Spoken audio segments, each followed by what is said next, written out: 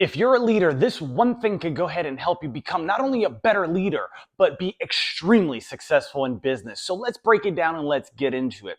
Now, it's easy for me to say that the one thing is, well, psychology, but what does that mean, right?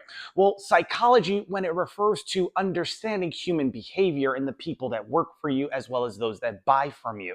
So if you want to be a great leader, understand and take time to understand the people that you surround yourself with in your working environment, and then those that purchase from you that you develop relationships with within your business environment, right?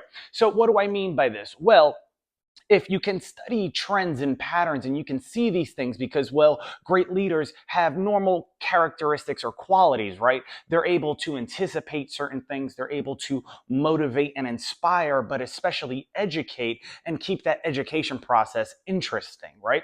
So when I look at these leaders such as Tony Robbins, Tim Ferriss, and everybody else, Patrick Bet-David, and so on and so forth, they have a certain speech pattern and a way of, well, learning to listen actively, meaning they actually understand the words that are being said, how they're being said, and they're picking up on the interpersonal communications of everybody so they know how to respond in kind, as well as maneuver through the situation while maintaining their emotional level. Because as a leader, you're going to have to speak to individuals that you like and that you don't like, and sometimes they can push buttons. And when that happens, well, you can go ahead and adjust and make different changes. Just like if a product or service comes out that people don't like, you can adjust and make changes to the product or service so that the experience is more delightful, so that the product delivers more value, so on and so forth.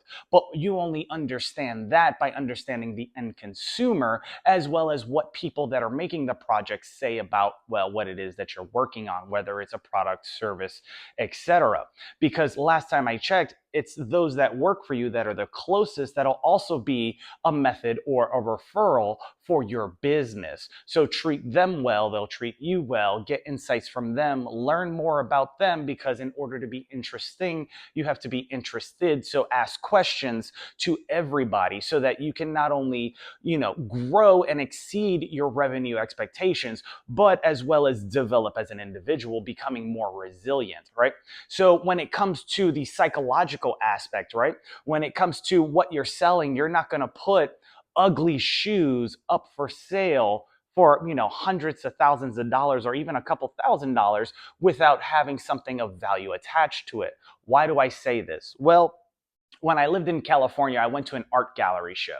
And one of the things about art is nobody can really determine the value of art without the story and everything else that goes into it. So I went into this museum and I'm going around and everybody is talking about this thing. You have to go see it. I can't tell you what it is, but you'll be shocked. It's worth, a couple $1,000s, etc. Beautiful piece of artwork. It says so much. And when I got there, it was a urinal, a toilet, pretty much in the middle of the floor. It was displayed, so on and so forth.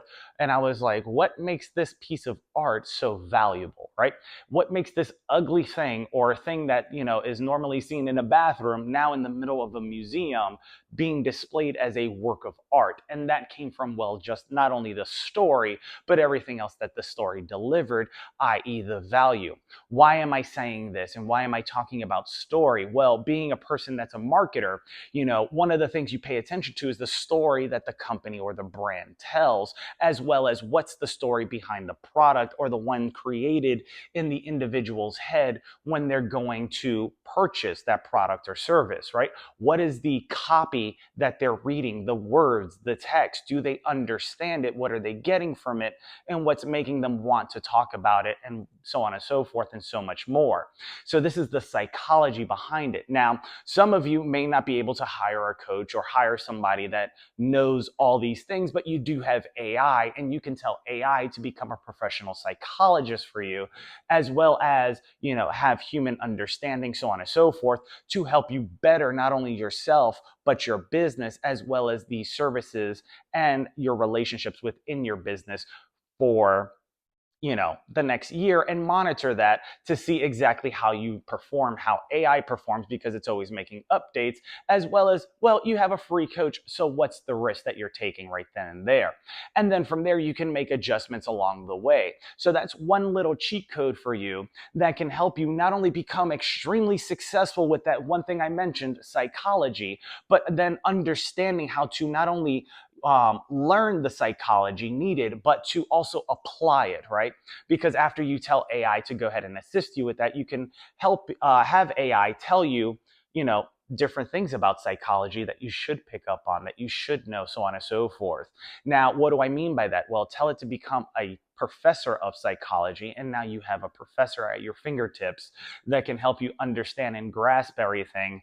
And then, of course, if you don't understand the language, tell AI to go ahead and explain it to you as though you were in eighth grade. And then I guarantee you'll be able to make sense of everything that is being said. So if you got any value out of this video, go ahead and smash that like button. Don't forget to subscribe. Sorry. Don't forget to subscribe, and I will see you guys in the next video. Take care. Bye-bye. Bye-bye.